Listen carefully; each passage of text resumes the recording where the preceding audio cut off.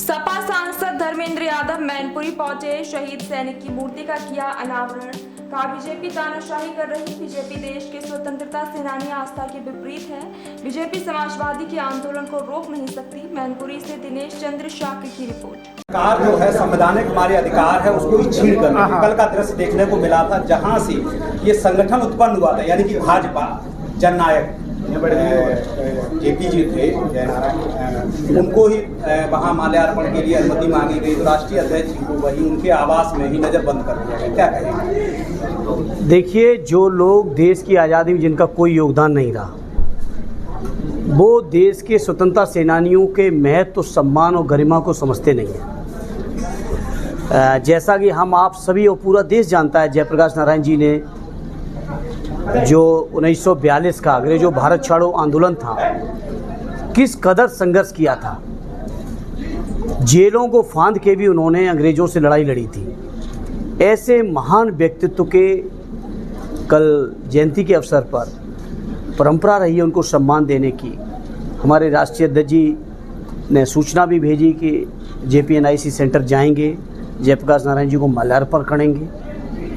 लेकिन उसके बाद जिस तरीके की वहाँ बैरिकेडिंग लगाए गए, लोहे के तख्ते लगाए गए, ये काम वही लोग कर सकते हैं जिनकी आस्था और निष्ठा और श्रद्धा न देश के स्वतंत्रता सेनानियों में है, न देश के लोकतंत्र में है, न देश के संविधान में है।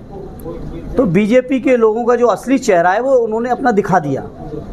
लेकिन हम समाजवादी लोग इन बातों से न घबराएं कभी, न घबराएंगे। हमारे पुरखों ने आंदोलन किए अंग्रेजों के खिलाफ। सद्य नेताजी से लेके उस पीढ़ी के लोगों ने, जयप्रकाश नारायण जी ने, लोहिया जी तो खैर उस समय नहीं रहे, इमरजेंसी के खिलाफ आंदोलन किए। और देश के गरीब, पिछड़े, दलित, आदिवासी लोगों के सम्मान और स्वाभिमान की लड़ाई हमारे पुरखों ने लड़ी है। उसी परंपरा को हमारे राष्ट्रीय अध्यक्ष जी आगे बढ़ा रहे हैं और इस तरह की चीज़ों से घबराने वाले नहीं हैं। और उत्तर प्रदेश और देश की जनता की ताकत की दम पे कह सकते हैं, चाहे जितने ही षड्यंत्र कर लें, देश के संविधान को ये ख़त्म नहीं कर पाएंगे, देश के लोकतंत्र को ये ख़त्म भारतीय जनता पार्टी के लोग नहीं कर पाएंगे। और उसकी रक्षा के लिए हम लोग बड़ी से बड़ी कुर्बानी देंगे। उससे पहले जो पर्यटन मंत्री हैं जयवीर सिंह, उनसे इस संदर्भ में बात चल रही थी। उन्होंने ये कहा कि वहाँ सांप और कीड़े बिच्छू थे, इस वजह से उनको सुरक्षा की। क्या ये जो मंत्री जी कह रहे हैं, क्या मंत्री जी को नहीं पता था जयप्रकाश नारायण जी का जन्मदिन किस दिन है? अगर इनकी श्रद्धा और निष्ठा होती तो क्या इसकी सफाई नहीं कराई जा सकती थी? ये केवल बहानेबाजी है। और पिछली जयंती पर भी ऐसा ही आलम देखने को मिला था, राष्ट्रीय अध्यक्ष जी को गेट फांद के जाना पड़ा था। तो इनकी निष्ठा नहीं है। मैंने कहा लोकतंत्र में निष्ठा नहीं है। जयप्रकाश नारायण जी के बारे में कौन नहीं जानता है? वो स्वतंत्रता सेनानी भी थे, वो लोकतंत्र सेनानी भी थे, वो इमरजेंसी के खिलाफ भी लड़ाई लड़े थे। पूरी जनता पार्टी को अगर किसी ने एक किया था तो जयप्रकाश नारायण जी ने किया था उस समय। ऐसे महापुरुष की जयंती के अवसर पर उनके सम्मान देने की बजाय इस तरह की जो हथकंडे अपना रहे हैं, बीजेपी का चेहरा जनता के बीच साफ है। और हम लोग लोकतंत्र और संविधान की रक्षा के लिए समाजवादी लोग, हमारे माननीय राष्ट्रीय अध्यक्ष जी बड़ी से बड़ी कुर्बानी देने को तैयार है। मंत्री जी, हरियाणा चुनाव में जिस तरीके से एक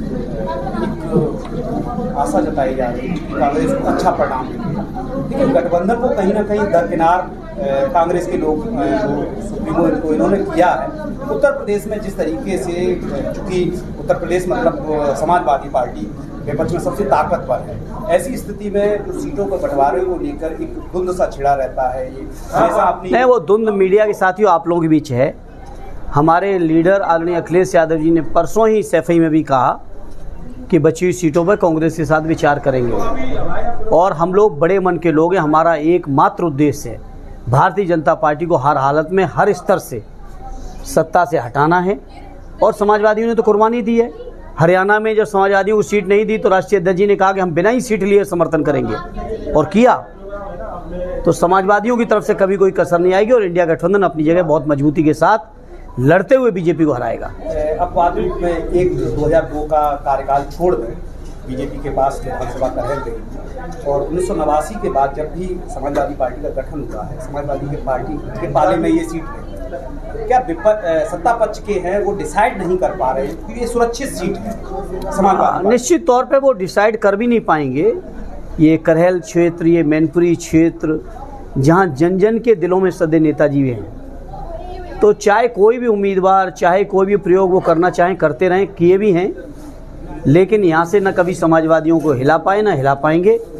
और अब चूँकि तेज प्रताप जी यहाँ से उम्मीदवार घोषित हो चुके हैं, तो मैं कह सकता हूँ हमारे उम्मीदवार तेज प्रताप यहाँ लाखों वोटों से चुनाव जीतेंगे और फिर से समाजवादी पार्टी का झंडा मैनपुरी में हमेशा बुलंद रहा है और फिर बुलंद रहेगा। और केवल करेली नहीं, उत्तर प्रदेश की सभी 10 सीटों पर जहाँ भी उपचुनाव होने जा रहे हैं, सभी जगह समाजवादी लोग जीतेंगे। संसद जी, यहाँ की जो बीजेपी की जिला कार्यकारिणी है वो लगातार प्रचार प्रसार कर रही है कि अयोध्या में हम आ रहे हैं, अगर हम इनको करेल में हराते हैं समाजवादियों को तो हमारा बदला पूरा हो जाएगा। अब वो देखिए कौन क्या प्रचार कर रहा है, इस बात से ना आप रोक सकते हो ना हम रोक सकते हैं। लोकतंत्र है, जिसको जो कहना हो कहे, लेकिन जनता करेल की क्या फैसला लेगी हम भी जानते हैं, आप भी जानते हैं, और जो लोग ऊपर से कह रहे हैं वो भी जानते हैं।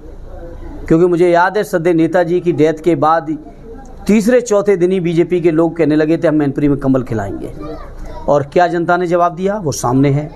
आम चुनाव आया तब कैसा जवाब दिया वो भी आपके सामने है। इस उपचुनाव में फिर से करेल की जनता जवाब दे देगी। करेल से हर बात का जवाब जनता के पास है, हमें समाजवादी नेताओं को देने की जरूरत नहीं है। संघमित्रा मौर्य का नाम सबसे आगे चल रहा है, किसी का भी हो, उससे हमें क्या मतलब इन बातों से, कोई ना कोई तो आएगा। आपके खिलाफ भी लड़ी है चुनाव, तो क्या हुआ, इस बार तो टिकट भी नहीं मिला। उससे पहले मैनपुरी में जमानत जब्त हो चुकी है, आप सब जानते हो। तो इन बातों का कोई फर्क नहीं पड़ता, जिसको आना होगा आएगा, जाना होगा जाएगा। ये समाजवादियों का गढ़ था, किला था, सदैव नेताजी की कर्मभूमि है। एक एक व्यक्ति व्यक्तिगत तौर पे नेताजी के साथ जुड़ा है, माननीय अखिलेश जी के साथ जुड़ा है, समाजवादी पार्टी के साथ लोगों की आत्माएं जुड़ी हुई हैं। तो इसलिए कोई उम्मीदवार आता है, इन बातों का कोई मतलब नहीं है। बहुत